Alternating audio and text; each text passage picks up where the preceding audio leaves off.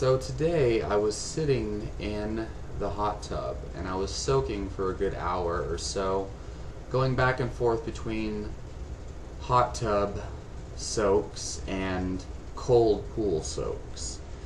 And I like to take this time not only to relax and help my body recover from very hard exercise sessions, but also to encourage a state of flow, relaxation, and meditation.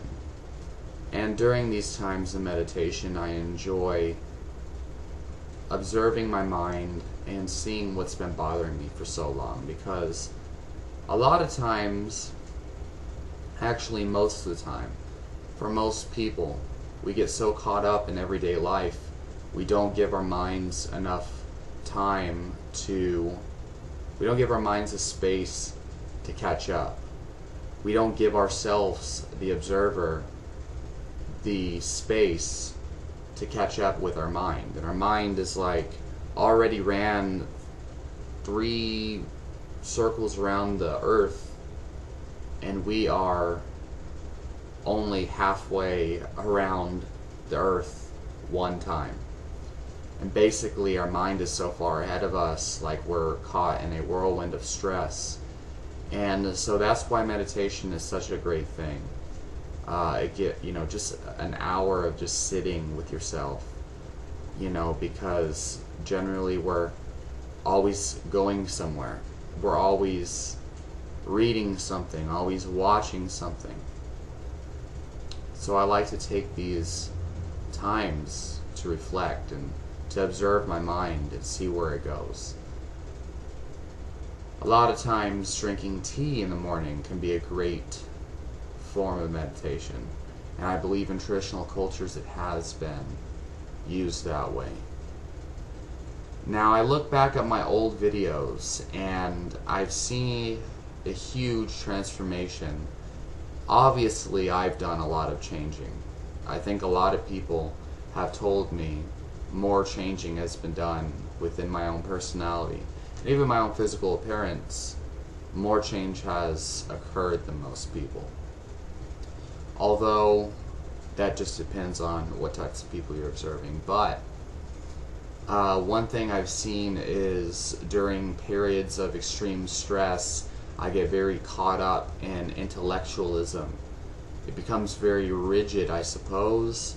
I become, but most people fall into this trap, but let's just say I see a trap of sorts, attachment to ideologies, and trying so hard to enforce these ideologies and to push these ideologies on other people. It's a sign that we have become too rigid.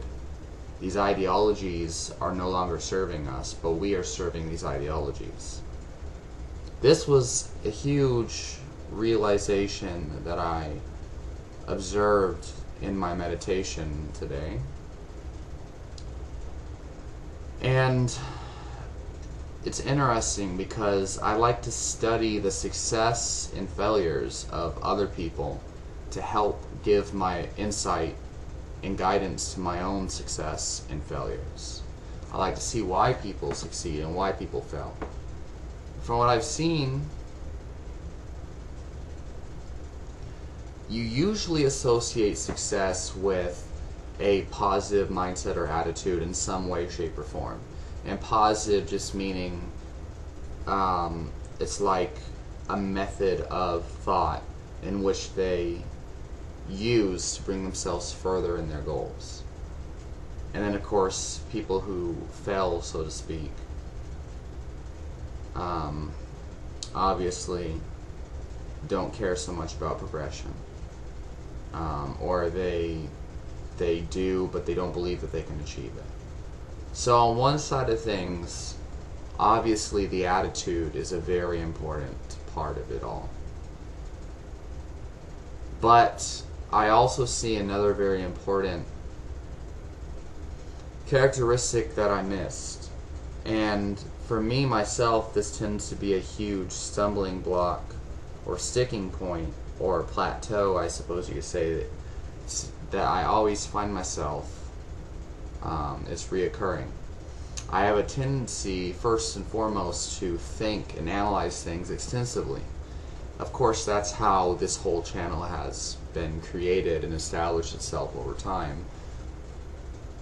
I continue to get new followers every single day, every single week, and I really appreciate that and enjoy that.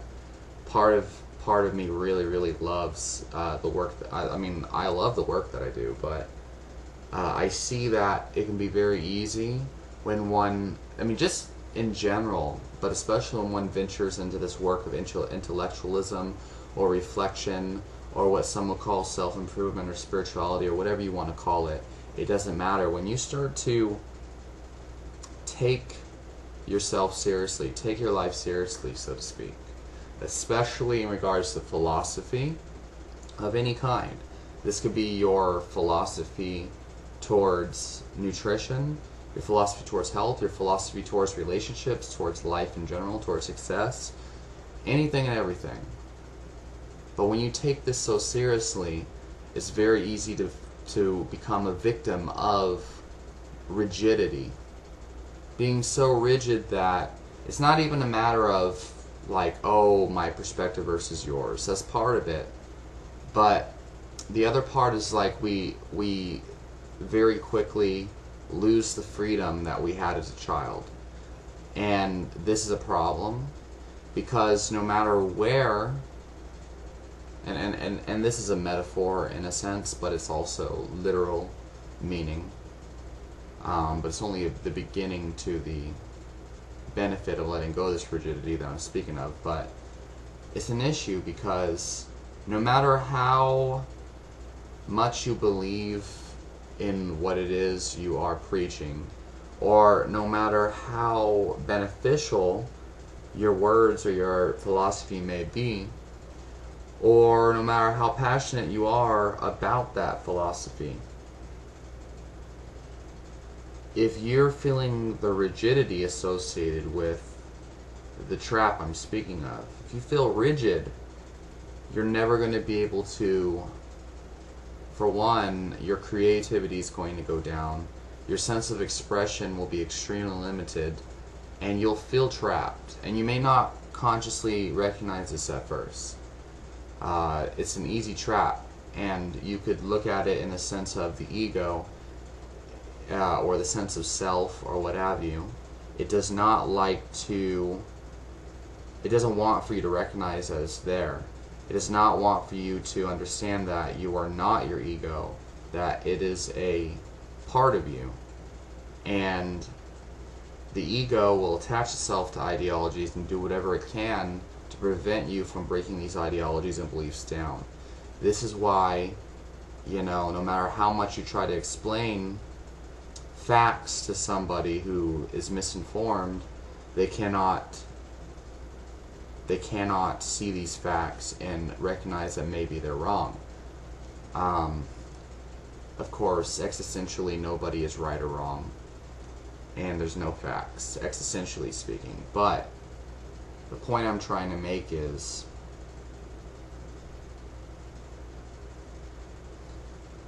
the ego does a very good job, is very adept in protecting itself. And when you're caught in this trap, like, oh, like, I am this person and I do this and I do that. I am a libertarian, I am this, I am that. I believe in this, I am a Christian, I am an atheist, I am this or that. Over time, it's almost like this identity consumes you, and that's actually its whole purpose. The identity is like, I am this person. So now you're no longer a sentient being, you're no longer free, you're no longer an adaptable, shape-shifting organism in which the human being truly can be. The beauty of it, it's very beautiful. That's the greatest thing. You're no longer a spiritual being, you're now an idea. You're now an idea. You are now rigid, and the freedom's lost. And so there's no way that we can actually enjoy life truly and experience a sense of freedom, which is required for true happiness. It's hard to be creative when you already are the created, right? When you already are this idea, and like, boom. Now, of course, at face value, I am speaking of attaching ourselves to ideologies, right? Dogma, so to speak. But it's also just a wider sense of meaning in this regard. It's not just this attachment to an idea, but it's rigidity in general. That's just the most common form I was speaking of. I'm extremely happy that I got this so far, this prototype of this idea on video, because it's a groundbreaking thing in which I see a lot of suffering, not just in myself but in the world, but especially in myself.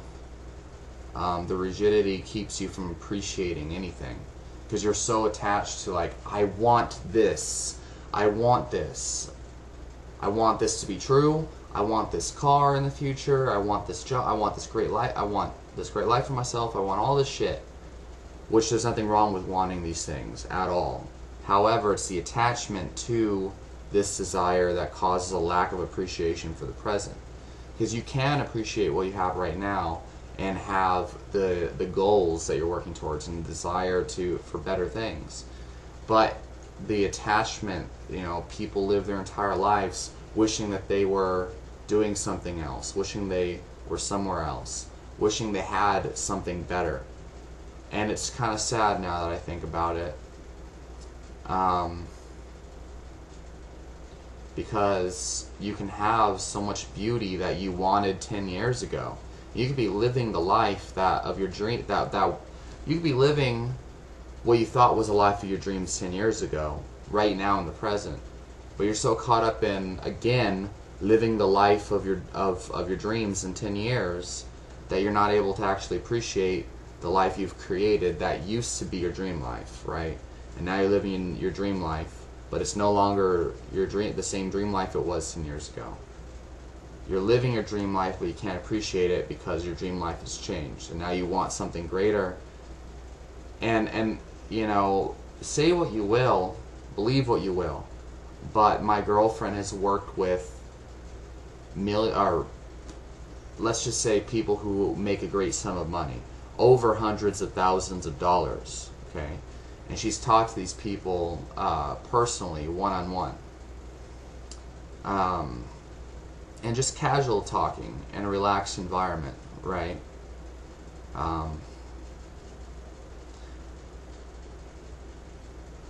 Every single day that was her job, essentially to socialize with these great people and serve them drinks. Let me just put it that way. She was a bartender at a very high-end establishment where she would regularly, every single day, socialize with millionaires and it was more commonly people who would make $100,000, $200,000 a year. Some people $500,000 or more. And this is way more money than the average person could ever dream of achieving, right? And a funny thing is very obvious in this situation. My girlfriend she always comes home and tells me all about these stories. I love hearing them. Gives you a great perspective on money. And like half of these people are extremely miserable. Half of these people are very happy and appreciative and like the most easygoing, nicest people in the world. Well, more so, a large sum of them are miserable, a large sum of them are extremely happy. Then there's also the middle ground where there's a lot of them they're just like, yeah, it's whatever, it's another day. I'm just doing what I do, right? So this idea that I need something to be happy, like when it comes to ideologies, it's tribalism. When it comes to money and material objects, it's an illusion. All you really need is to live comfortably, and you can accomplish that through a normal job and minimalism, essentially. From there, that's all you really need. but you can achieve so much more if you believe it. The thing isn't that money will give you happiness. The thing is not that you need these things. The thing is simply, have you developed appreciation or not? And then if you get all this money, it won't matter. The money isn't going to give you happiness. Like, you got this money, that's great, and you could achieve so much more happiness with that much money. You could do so much more. There's more possibilities involved. But how much appreciation do you have? And that's exactly the thing. So what I'm getting at is, still, whether you accomplish these things you want or not, it's still a matter of how rigid are you. It's a matter of, like, how attached are you. It's a matter of how much appreciation do you have for the now. Greed is not the same as having a shit ton of money. And gluttony is not the same thing as having a shit ton of money. So as long as you are attached to these things, it's okay, Selena. Girlfriend just came home in the middle of the video, but it doesn't bother me as much as it would if I did not understand this idea and principle of rigidity. Because often everybody wants things to be perfect. So it's like, a lot of people will record a video like this, they'll have a goddamn orangutan in the background like I have right now, and they'll be like, uh-oh, like, people are gonna judge me. People are gonna judge me. But for me, it's like, big deal. I mean, that says more about their own immaturity and their own lack of intention focused than mine. It's just a stuffed orangutan. He's cute, in my opinion, chilling back there, relaxing. So they'll hide their orangutans. They'll hide it because they're ashamed of it, because they're judging themselves, and they're projecting it onto other people, scared that they're going to judge them. And then girlfriend comes home, and then most people would be like, oh, ruined my video, gotta record the entire thing, re-record the entire thing. But that's retarded, and that's a lack of appreciation for authentic expression, and it's a lack of, it's just more and more rigidity, and it's an insane thing, because you can see it in everything. When you judge other people, like, you're making assumptions. Walking around in public, somebody is walking all fast, I suppose, and you assume that they think they're tough and that they're stuck up or something. You don't know that. You don't know what's going on in their life. And beyond that, who cares? And it shouldn't, and why is it concerning you? Making these types of judgments and assumptions. And judgments are another form of rigidity. And it can consume one's personal life, consume their relationships with other people in the most general sense. Disease. I mean, how many people do you know that, they just assume disease, most diseases are incurable, or that they have some kind of crazy incurable disease. And because they believe it's incurable, they never seek the cure. And because they never seek the cure, they never cure themselves, and they end up dying of that disease, or of the medical treatments that are used to treat the symptoms. Just because a doctor tells you that something's incurable doesn't always mean that that's the case. Also, there's a lot of doctors that will tell you one thing is curable, and there's a lot of other doctors that will tell you the complete opposite, because doctors are human beings, and just because somebody has a medical degree doesn't know that they know what they're talking about.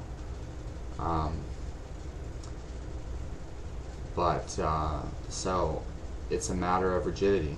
And then doctors who think that something cannot be cured because they were told in medical school that, or just because they never heard of the cure, that's rigidity as well. You're making an assumption that is not based in any sort of facts.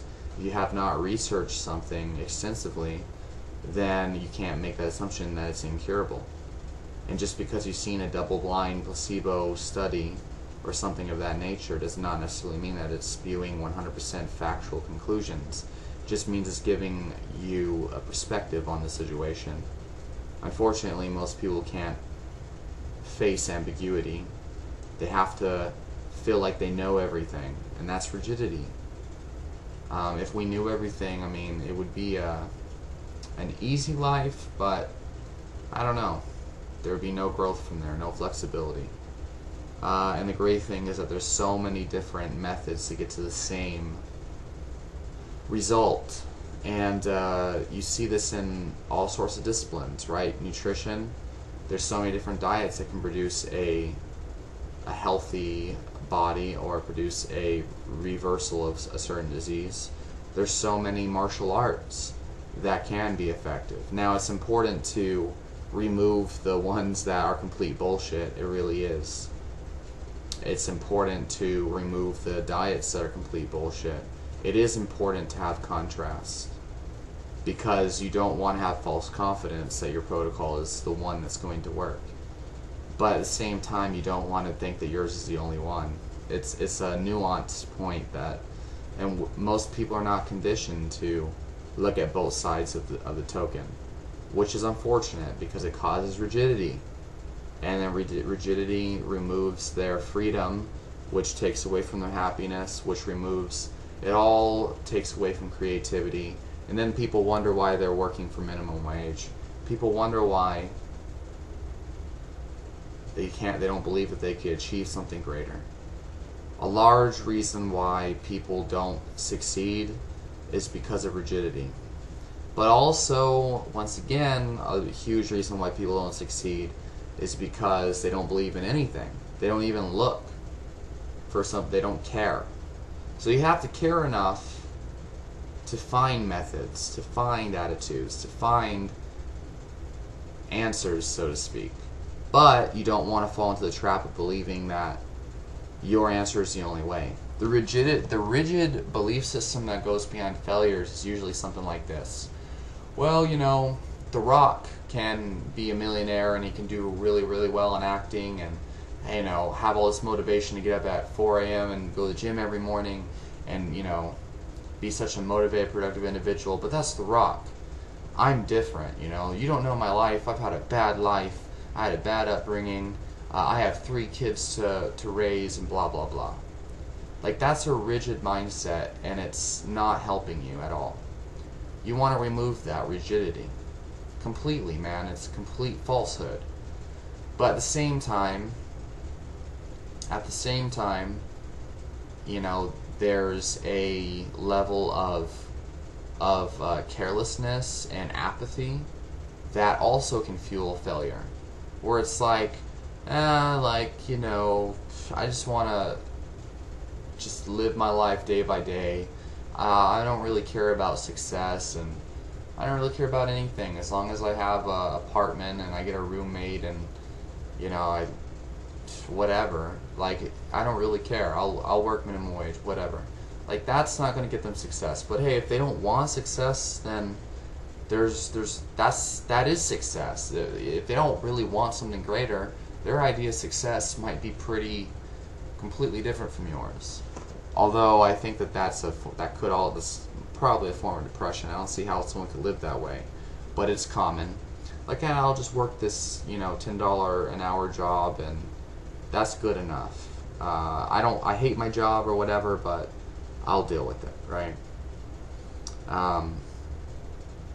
And the worst form of apathy is where people are like, I'll just do this goddamn cocaine and then do this so I can be up and have energy, and then I'll drink all this alcohol to get sleep at night or whatever. I don't know if that's how it works because I'm not really into the drugs or anything. The only alcohol that I've ever been into is red wine, but I'm sure most people get the understanding. Okay. And usually it just comes down to mindset and attitudes and, you know, identifying what you want and then keeping focus, changing your habits, having a positive mindset, but being balanced, you know, believing in things, but then again, not being too rigid. So it's an interesting concept, and I encourage everybody to maybe bring this into their consciousness and I guess you could say meditate on it whatever. So hopefully I've helped a lot of people, because I feel like rigidity is a facet of attachment, and we know that Buddha said the root of all suffering is attachment, and attachment breeds rigidity. Okay, so rigidity in all forms. It is not a friendly environment for health, not a friendly environment for happiness, and it's probably not the best solution for success. So go ahead and do your stretching, do your yoga, do your Tai Chi, but also do your Muay Thai, also do your business, etc. Appreciate the present moment, but also have goals for the future. Balance and middle ground, my friends.